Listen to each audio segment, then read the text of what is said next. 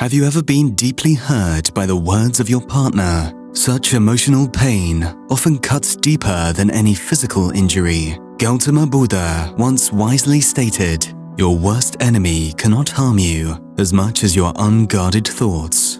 This profound insight is the foundation of this video. We will dive deep into 6 key Buddhist principles that promise to fortify your emotional resilience, especially against the hurtful remarks of the person closest to you.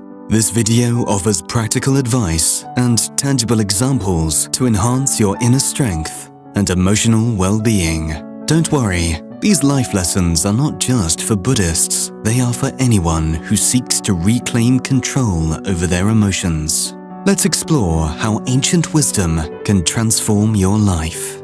1. How to overcome suffering. The first noble truth of Buddhism is called dukkha. Dukkha means suffering. According to Buddha, all life involves inevitable, unavoidable suffering. This suffering could be in the form of disputes, arguments, misunderstandings, or even heartbreak. The root cause of this misery is always the same: desire. Buddha says, "Desire is the root of all suffering." In our attachment to the impermanent, we find ourselves trapped in a cycle of discontent. Why do we suffer in relationships? Often we put the other person up on a pedestal and set them up as ideals. We expect them to understand every facet of our being without ever having to say a word. We assume our partner will always understand us. They will always prioritize our needs and desires above their own. We have the idea that they will always share our interests and hobbies, or at the very least, will change to match our preferences. This idea of love, even though it's celebrated in our culture, is a very unreliable structure to ensure our well-being, as we've put our happiness in the hands of someone else. This means that if the person does something we don't like, gives us a hard time, or disagrees with us, we feel extremely hurt, bitter, or even hateful. Now, that's a source of suffering. It's unhealthy. The only way out of the cycle of suffering, according to Buddha, is to give up desire. In this case, release the desire that your partner knows instinctively what you expect from him or her. Uncommunicated expectations come with premeditated resentment. One way to counter this resentment is by establishing clear communication to ensure that both of you have a chance to let the other know how you feel. This way, you won't have to suffer any more unnecessarily than you have to. If you perceive your suffering as a result of something your partner did or didn't do, then start to see it as an opportunity to make things better. By reframing suffering as an opportunity, you can change your perspective from one of victimhood to empowerment. Instead of feeling helpless or resentful, you can see challenges as chances for growth and self-actualization. At the end of the day, you will free yourself from the need to cling to an ideal. As the Buddhist proverb goes, suffering ceases when desire is extinguished. 2. Never compromise on boundaries. Buddha says, "You, as much as anybody in the entire universe, deserve your love and affection." Taking a stand for yourself is rooted in ancient wisdom and compassion.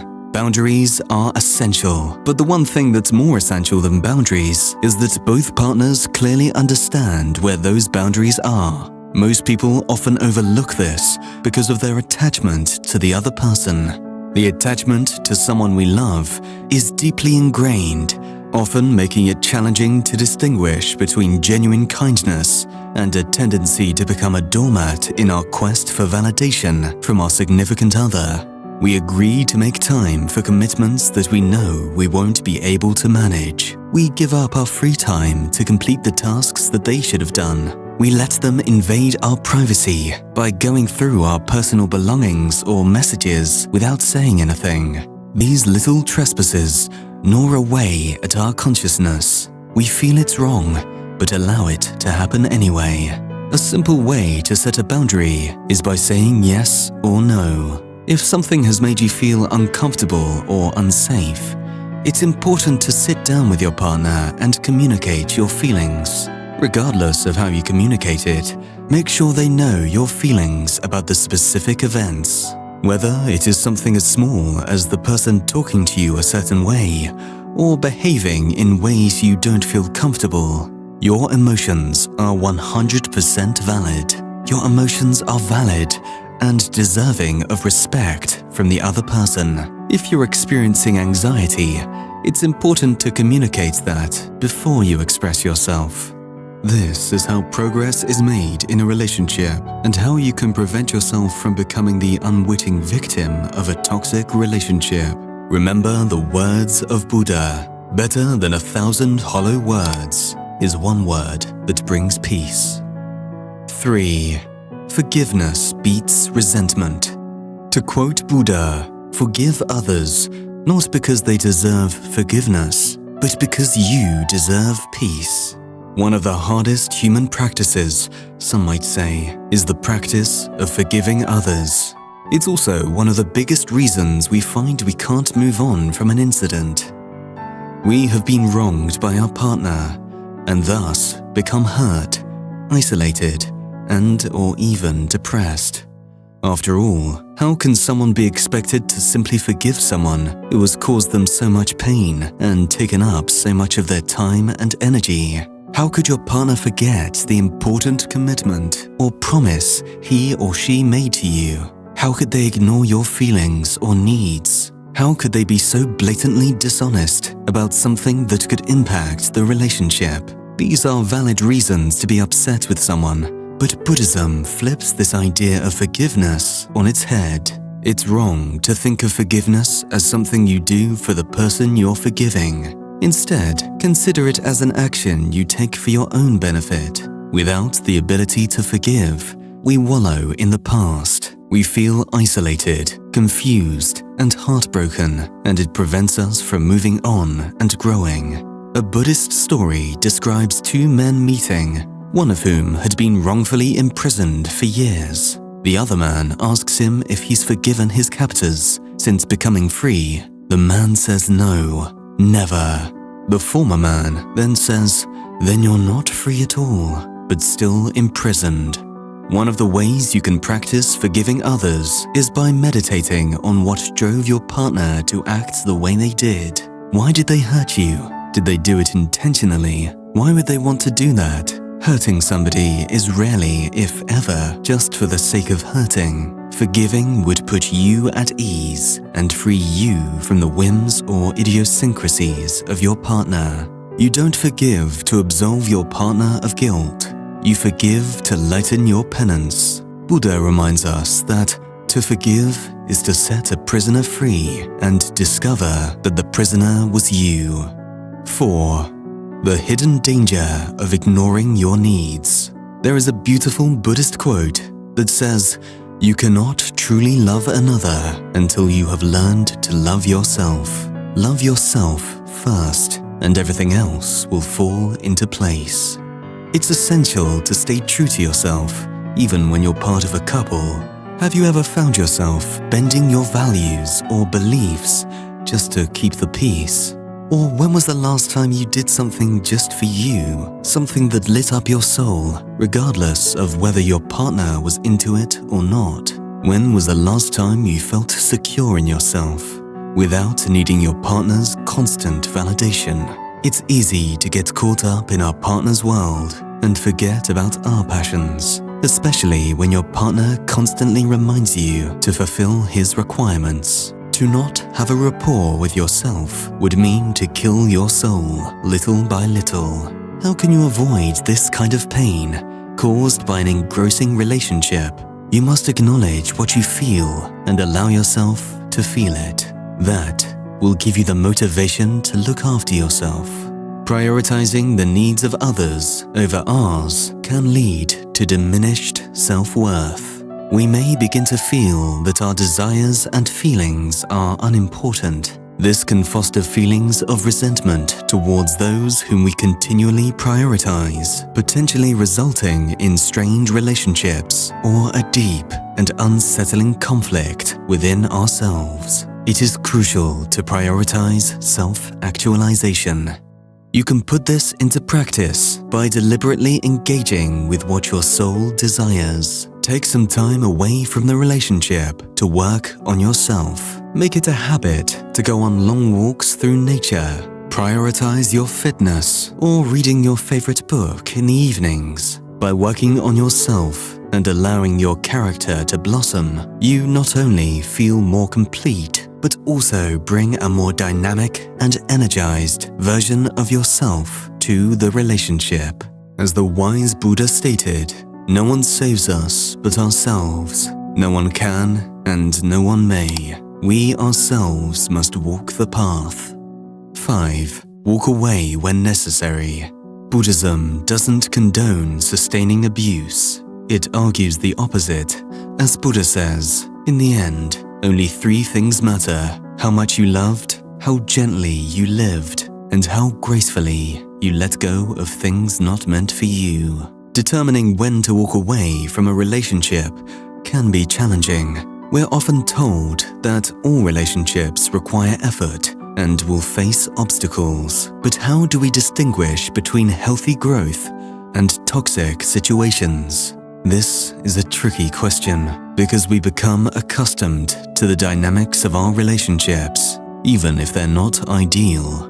Disagreements aren't always a sign of impending doom.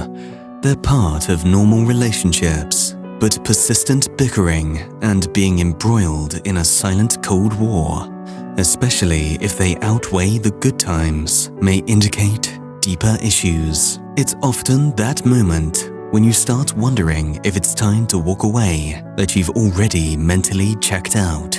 Many of us see a breakup as some kind of personal failure, but really, they're just opportunities to learn and grow. Sometimes, it's better to recognize when a relationship isn't working, even if it's tough, rather than clinging to it just because you're hoping to fix things or because you don't think you deserve any better. Leaving a toxic relationship isn't just about escaping pain, it's about reclaiming your power and self-worth. By walking away, you allow yourself to rebuild your confidence and self-respect. You're no longer defined by the relationship. Instead, you increase your value by prioritizing your well-being. As the Buddhist monk Thich Nhat Hanh put it, letting go gives us freedom, and freedom is the only condition for happiness. If in our heart we still cling to anything, anger, anxiety, or possessions, we cannot be free. 6. How to escape the past. Anicca is a fundamental concept in Buddhism. It refers to the impermanence and transience of all phenomena. It teaches that nothing in the universe, whether material or mental, remains static or unchanged. Instead, everything is in a constant state of flux. After a breakup, it's common to find yourself dwelling on the past, wondering if things could have been different. Hindsight often brings regrets, leaving us grappling with the pain caused by our former partner, even in their absence. Reflecting on impermanence helps us to see the value in everything that has an end. Thankfulness, even in challenging situations, will help you to reclaim your power. In the words of Buddha, let us rise and be thankful, for if we didn't learn a lot, at least we learned a little. And if we didn't learn a little, at least we didn't get sick. And if we got sick, at least we didn't die. So, let us all be thankful. The breakup itself isn't a problem because losing people that we meet in our lifetime is a natural thing, as it's part of the ways of an impermanent universe. The problem stems from our conventional perception of love, which mainly centers on desire and attachment. But true love, in the Buddhist sense, has very little to do with attachment and desire. Love should not inflict pain. Rather, it should be a joyful experience that brings benefit to all involved. When we suffer from a breakup, there's been too much attachment involved, to the point that we begin to feel dependent on the person we're connected with, thinking that we need this person to be happy. In a way, we resemble addicts who feel lost without their substance, but there's hope. If we can build attachments, we can also free ourselves from them.